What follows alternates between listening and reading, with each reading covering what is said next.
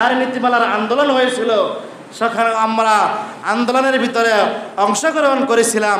খালি একটাই কথা, আমরা এখানে যারা আছি, লাম ইয়ালিদ ওয়া লাম ইউলাদ, এটা কি কোরআন শরীফের আয়াত না হাদিস?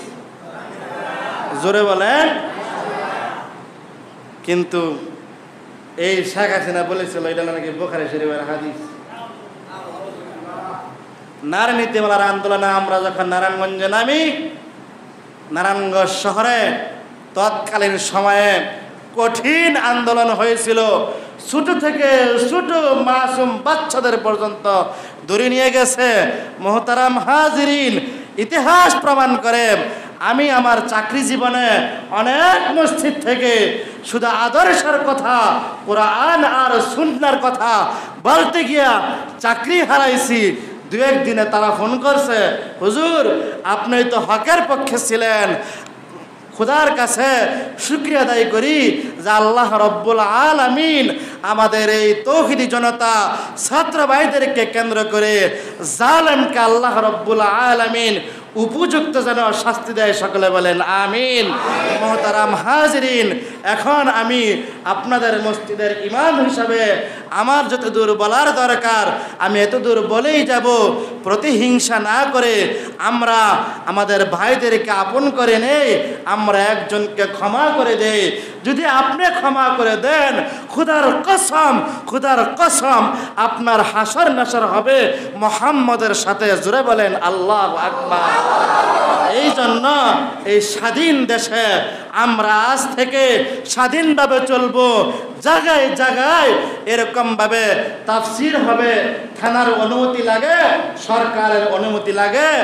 আলেম ওলামারা মুখ খুলতে পারে নাই, সাধারণ মানুষ মুখ খুলতে পারে নাই। কিন্তু আজকা তারা যদিও নামাজ না পড়ে, যদিও শুকরের আদায় না পড়ছে, কিন্তু তাদের কলিজা ঠান্ডা। জোরে বলেন ঠিক কিনা? আমি আবার একটা কথা বলি, যারা দলীয়ভাবে তারা করত, তারাও মনে মনে ঘৃণা করত আমাদের সাথে অনেকেরই চলাফেরা। এই জন্য আমরা অতীত সব ভুলে গিয়ে আমরা ভবিষ্যতে আমাদের আশেপাশের মানুষ, আমাদের ভাই বোনেদেরকে আমরা নিয়ে কিভাবে মিল মহব্বতে চলবো সেটা আমরা সামনে ভূমিকা পালন করব। আর যারা নেতৃত্ব দিব, তারা এমন নেতৃত্ব দিব যে নেতৃত্ব দেওয়ার কারণে আপনার নামটা যেন এরকমভাবে হযরত আবু বকর সিদ্দিক রাদিয়াল্লাহু তাআলা আনহুর খাতার ভিতরে উঠে। এমন নেতৃত্ব দিবেন যে নেতৃত্ব দেওয়ার কারণে আপনার নামটা যেন খলিফাতুল মুসলিমিন হযরত ওমর ফারুক রাদিয়াল্লাহু তাআলা আনহুর খাতার মধ্যে উঠে। আমার কথা ঠিক আছে নি? আল্লাহ তাআলা আমাদের সকলকে ধৈর্য সহকারে কোরআন সুন্নাহ অনুযায়ী চলার তৌফিক দান করুন। আল্লাহ রব্বুল আলামিন যেন ভবিষ্যৎ প্রজন্ম উজ্জ্বল করে দেখ। এই সরকারের আমলে লেখাপড়ার 120টা বাজছে। কয়শো 20টা? 120টা বাজছে। যেন আমাদের সন্তানদের লেখাপড়া আগের মতো হয়। নিউটনে পড়ে, হ্যাঁ শুধু হাতের ABCD অনও পারে না। বিশ্বাস হয় না মনে আমনা গো? আমার কাছে তো ছাত্ররা হ্যাঁ নিউটনে পড়ে, শুধু হাতের ABCD কইতে পারে না। এটা কোন দেশি ভাষা এও বলতে পারে না। মোহতারাম হাজিরিন, আল্লাহ তাআলা যেন শিক্ষা ব্যবস্থাকে আগের মতো করে দেয়, কারণ শিক্ষাই জাতির মেরুদণ্ড। জোরে বলেন ঠিক কিনা? আর এই জালেম সরকার বিতাড়িত হওয়ার একমাত্র কারণ হলো তারা শিক্ষার উপরে আঘাত করে, শিক্ষাকে ধ্বংস করে দিতে চায়। আল্লাহ রব্বুল আলামিন তার বিচার দেখিয়ে দিয়েছেন। আল্লাহ তাআলা যেন তাদেরকে আরো দুনিয়ার জমিনে শাস্তির সম্মুখীন করেন, আর আল্লাহ তাআলা যেন তাদেরকে হেদায়েত দান করেন। সকলে বলেন আমিন।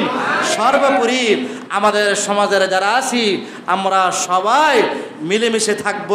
আল্লাহ তাআলা আমাদের সকলকে একে অপরের প্রতি মায়া মহাব্বত সৃষ্টি করে দেখ। সকলে বলেন আমিন। অনেক কইবে হুজুরের দেখছ নি গলার জোর বাড়ছে। আসলে গলার জোর এমনি বাড়ে না, এমনি বেড়ে গেছে। কি এমনি বেড়ে গেছে, ঠিক না? এটা না যতই সাফাদা রাখি এটা পরে ফুটতে দেবো গা, ফুটলে আবার সমস্যা না। আল্লাহ তাআলা আমাদের সকলকে 5 ওয়াক্ত নামাজ জামাতের সাথে আদায় করার তৌফিক দান করুক। সকলে বলেন আমিন। যারা সুন্নত পড়ি নাই সুন্নত